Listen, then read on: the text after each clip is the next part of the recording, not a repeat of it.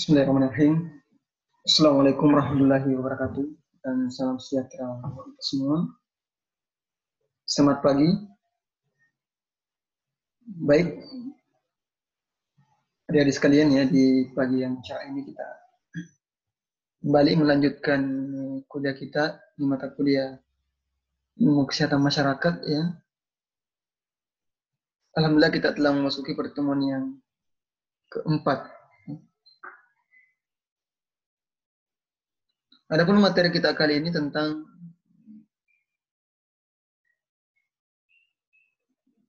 isu-isu kesehatan lingkungan yang berhubungan dengan kesehatan reproduksi.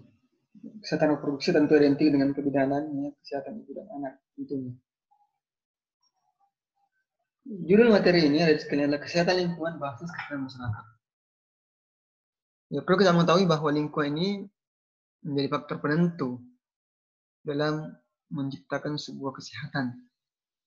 Kalau kita mengutip teorinya Hendrik Bloom, ya, dari 4 faktor yang mempengaruhi status kesehatan seseorang diantaranya adalah lingkungan. Ada keturunan, kemudian ada perilaku, dan ada faktor pelayanan kesehatan. Tetapi menurut Hendrik Bloom, lingkungan memiliki pengaruh yang besar ya, terhadap perubahan status kesehatan seseorang, terhadap perubahan dari kondisi yang sehat menuju kondisi yang sakit. Kita tahu juga dalam konsep epidemiologi dari sekalian, sebagaimana kita telah jelaskan di pekan lalu, bahwa lingkungan juga berperan dalam kejadian penyakit. Baik lingkungan itu mempengaruhi hostnya atau penjamunya, ataukah lingkungan itu mempengaruhi agennya. Sehingga ketika lingkungan mempengaruhi hostnya kemudian lebih rentan, imunitas tubuhnya lemah, daya tubuhnya lemah, sehingga kemudian memudahkan agen atau faktor penyebab penyakit masuk ke tubuh host. Ataukah lingkungan yang mempengaruhi agennya, sehingga kemudian agen-agen penyebab penyakit, virus dan bakteri ini mungkin mengalami perubahan, mutasi dan lain sebagainya, sehingga virus-virus ini kemudian semakin kuat. Kenapa bermutasi? Karena ini dipengaruhi oleh faktor lingkungan. Maka tentu pada sekalian ya, faktor lingkungan ini kemudian penting untuk kita lakukan. Penting kita untuk lakukan intervensi dan kemudian melihat kondisi-kondisi lingkungan ini bagaimana yang bisa keluar dengan baik sehingga menimbulkan konsekuensi negatif terhadap kesehatan.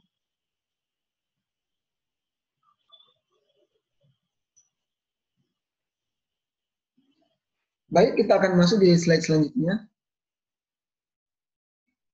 Apa itu lingkungan yang sehat? Ada sekalian, tentu ketika ditanya, kita semua menginginkan lingkungan yang sehat. Kenapa? Karena manusia ini diciptakan untuk hidup di bumi. Ya, tentu tidak sekedar hidup. Dengan hidup ini kita butuh bernapas dengan udara yang ada di bumi, minum air yang ada di bumi, atau memakan tanaman dan hewan yang hidup dan tumbuh di permukaan bumi. Maka dari itu, konsekuensi dengan adanya lingkungan yang sehat adalah sebuah kepastian bagi kita. Sebuah upaya yang senantiasa harus dilakukan.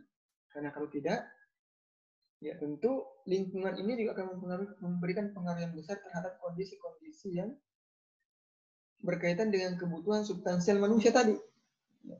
Seperti misalnya kita bernapas dengan udara, minum dengan air, makan tanaman, ya, kemudian hidup dan tumbuh di permukaan bumi.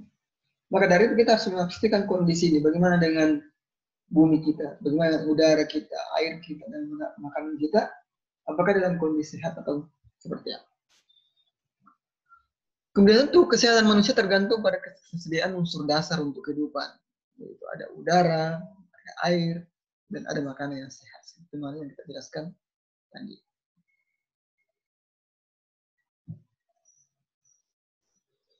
Kemudian ancaman alami terhadap kesehatan manusia. Kita tahu bahwa terdapat lingkungan yang bervariasi di berbagai bagian bumi. Dan manusia telah menemukan jalan hidup di berbagai tempat. Ya, dengan lingkungan ini, sekalian kita diharapkan bisa beradaptasi dengan lingkungan itu. Iya. Dan manusia diharapkan menemukan jalan hidup di berbagai iklim di tempat tinggal. Artinya apa? Kita kondisi mau tidak mau kita harus berupaya beradaptasi dengan lingkungan kita.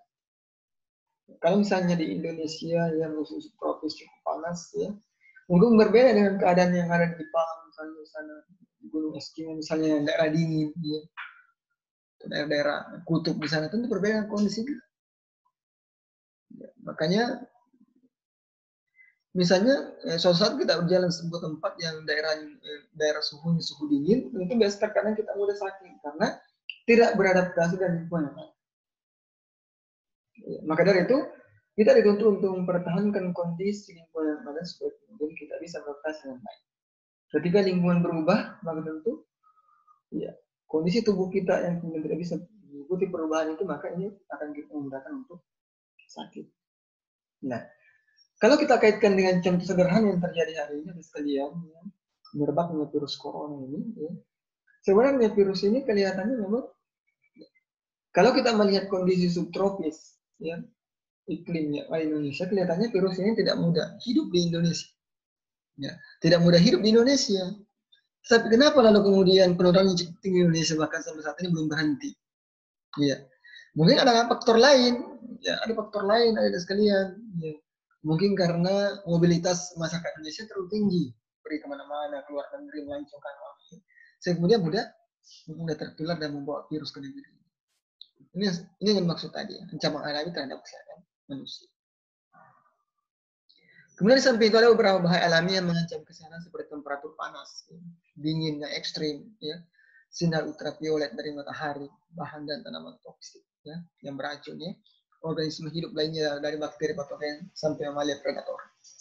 Ya, ini kondisi-kondisi lingkungan kita, ya, yang awalnya hidup seimbang, ya, tetapi karena kehidupan manusia terus, yang mungkin ada ketidakseimbangan, maka berubahlah panas, berubahlah dingin, ya, kemudian organisme yang lain, ya, misalnya ada bakteri patogen sampai mamalia predator. Kenapa ada mamalia predator? Ya, mungkin ada rantai yang terputus dari sebuah ekosistem ini, kemudian, ya, misalnya kemarin ada ular, ya, karena bisa mengamuk makan manusia, kan, bukan mangsa yang sebenarnya manusia, kan, tapi ekosistem ini yang terjadi.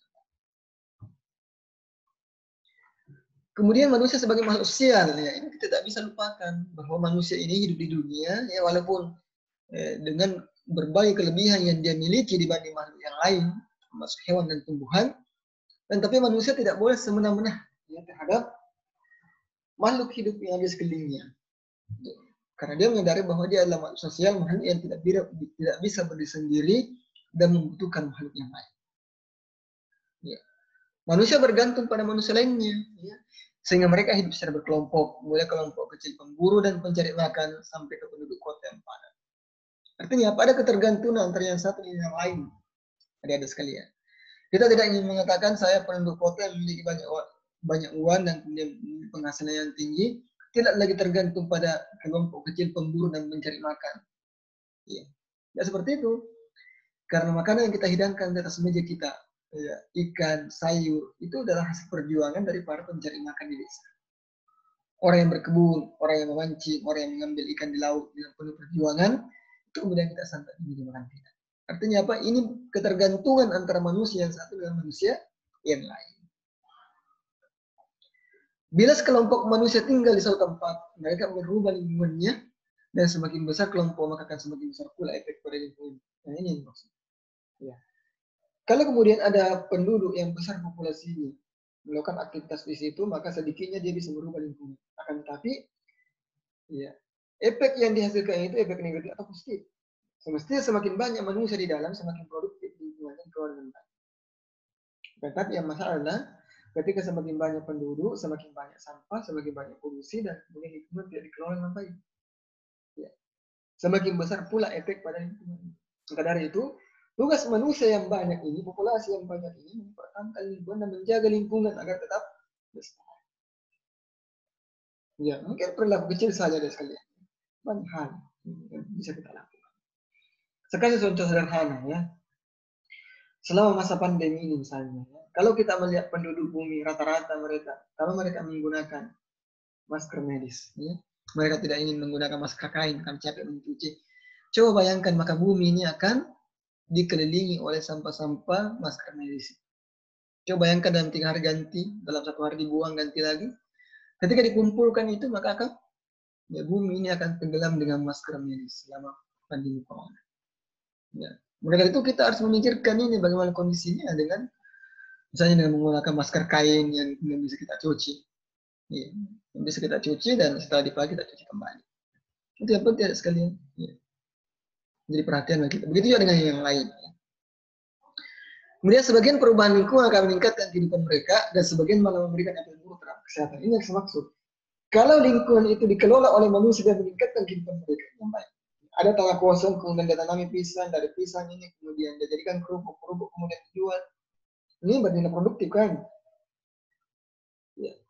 Tetapi kalau lingkungan itu tandus, ya, kemudian dirusak, digali, diambil tanahnya, banjir, pohonnya ditebang, ini maka malah memberikan efek buruk terhadap kesehatan. Ini yang perlu dipahami sekalian. Ya. Kemudian ada beberapa kondisi ya sekalian ya dalam kehidupan kita ini yang bisa mengakibatkan kesehatan reproduksi ini menurun. Ya. Misalnya adanya polusi udara mengakibatkan BBLR, bayi lahir rendah. Ya. Dengan polusi udara yang terjadi hari ini, walaupun kelihatannya sederhana, kita mengatakan mungkin, iya, itu dari mana? Itulah dari orang-orang polusi dari asap orang yang merokok, dari dapur-dapur kita, ya, dari asap-asap motor kita. Ya. Ya sampai Anda mengira misalnya asap motor tiap hari itu yang bilang polusi. Ya, maka dari itu, servislah motornya sendiri setiap 6 bulan. Jangan sampai Anda termasuk orang yang menyumbang polusi udara di dunia. Ya. Ya. Polusi udara mempengaruhi tingkat keterikatan janin pada plasenta, ya, organ yang menghubungkan bayi sedang bertumbuh itu dengan dinding rahim dan menyebabkan sesak pendidikan janin. Ini menyebabkan BBLR. Ya. Ya. Plasenta itu ya yang menghubungkan antara bayi yang dengan dinding rahim itu ya, dipengaruhi, sehingga kemudian mengakibatkan BBLR. Kemudian polusi udara juga mengakibatkan infertilitas, infertil, ya. Spermanya tidak mampu membuahi ovum, ya. Ada kemandulan, ya. Nitrogen dioksida bisa mempengaruhi kesempatan perempuan untuk hamil, bisa terus menjadi rusak. Udara kotor membuat gangguan pada aliran darah menuju rahim. Ya, ini. Udara-udara kotor yang kita hidup atau kandungan nitrogen dioksida yang ada di udara itu merusak telur, membuka mandul, ya, kemudian membuat gangguan aliran darah menuju rahim dan plasenta. Ada darah itu tidak mengalir, ya, dari rahim menuju rahim dan plasenta. Kemudian asap rokok mengganggu kesehatan. Ini juga. Bagi perokok tentunya dia harus sadar bahwa rokok ini bukan hanya merugikan diri sendiri, tapi juga orang lain. Walaupun juga konsekuensinya juga lebih berat untuk perokok aktif. Ya, jadi tidak boleh menjadi alasan bagi kita bahwa saya jadi perokok aktif saja karena kalau perokok pasif lebih bahaya. Ya, memang seperti itu mungkin orang punya, akan tapi tentu efek risiko yang besar. Ya.